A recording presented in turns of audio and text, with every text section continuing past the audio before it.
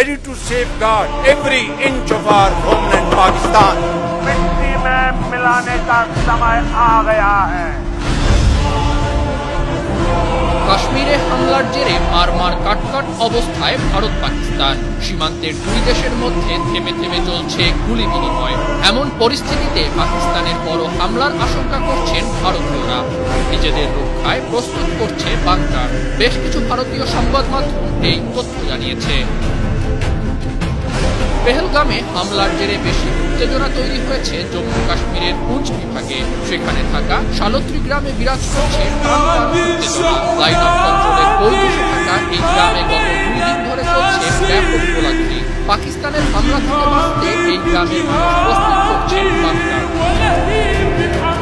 মাটির 10 ফুট গভীরে বানানো এসব বাংকার অনেক শক্তপোক্ত ও গোলাবর্ষণের সময় এগুলো ভালো নিরাপত্তা দেয়, এমনটি বলছেন গ্রামটির বাসিন্দারা।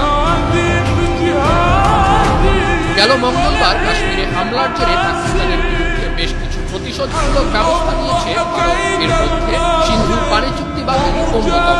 পাল্টা জবাব দিতে পাকিস্তানও বেশ কিছু পদক্ষেপ নিয়েছে। আশঙ্কা করা হচ্ছে পাকিস্তানের লাইফলাইন হিসেবে বিবেচিত এই চুক্তি নিয়ে রক্তক্ষয়ী সংঘাতে জড়িয়ে পড়তে পারে দক্ষিণ এশিয়ার পারমাণবিক শক্তি দেশটি।